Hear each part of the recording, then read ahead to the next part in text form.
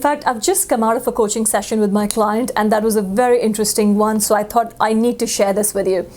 My client actually has been trying to hire a finance person who could do bookkeeping, can work with with Sage, can do basic reporting and just the reconciliation, follow up on the outstandings and so on and so forth.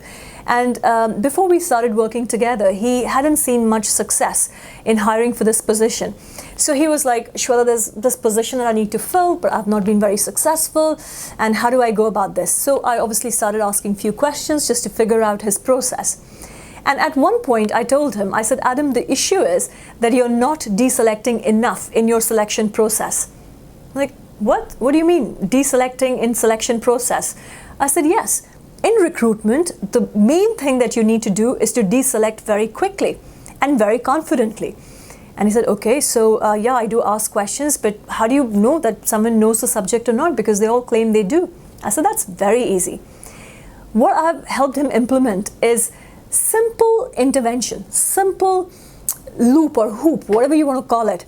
So we want to check, for example, in this position, can the person speak proper English? That's easy, right? Because they talk.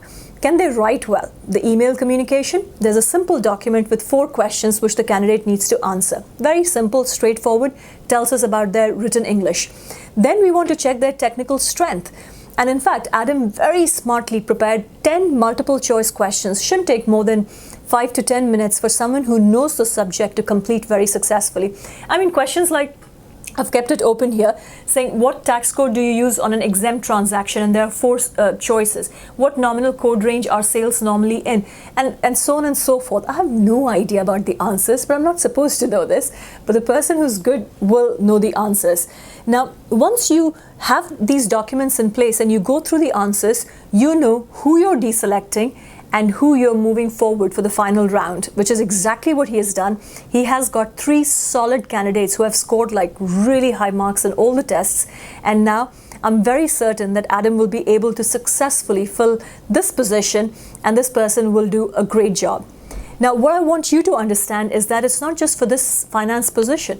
Whether it's marketing, whether it's sales, whether it's operations, whether it's for project, you name it, any position in your company, you need to learn how to deselect people. Rather than just listening to words and big claims, make sure you put your candidates to test so that you can assess for yourself if they understand the subject, understand the position or not.